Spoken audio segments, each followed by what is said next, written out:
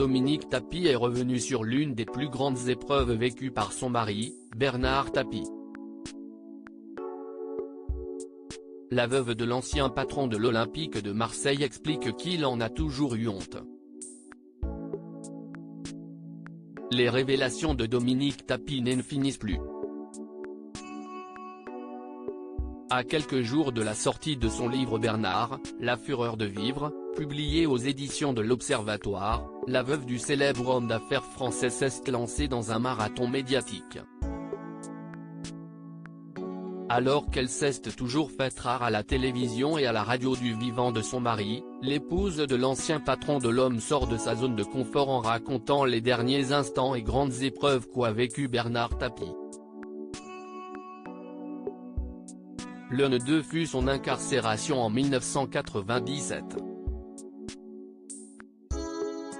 Des ennuis judiciaires qui le rongeaient, invité à évoquer un jour où sa vie a basculé dans le podcast du magazine Gala, la maman de Sophie et Laurent a choisi de parler de la condamnation de son compagnon, empêtré dans l'affaire VAOM. Cette histoire de corruption impliquait le club marseillais et l'US Valenciennes-Anzin.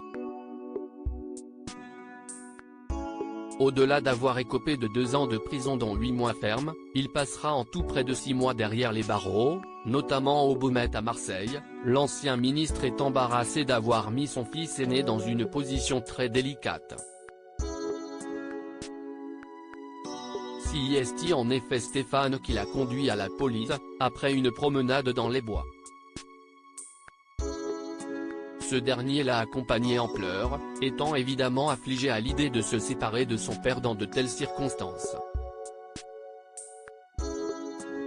Il me l'a dit en partant. Dominique Tapie a, en outre, révélé ce que son conjoint a réellement pensé de cette situation déchirante. Ça a été épouvantable parce qu'il avait honte de nous infliger tout ça, il me l'a dit en partant, a-t-elle assuré. Et en plus de voir Stéphane, debout, qui le regardait rentrer dans le fourgon, c'est une image qui lui est restée à vie.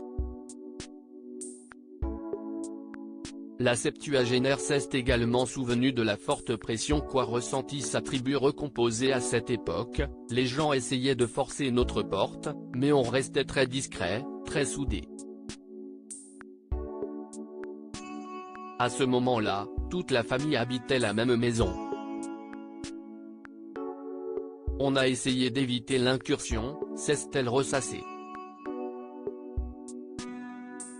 À lire aussi Ne me laisse pas seul, Dominique Tapie révèle la promesse qu'elle a faite à Bernard avant sa mort.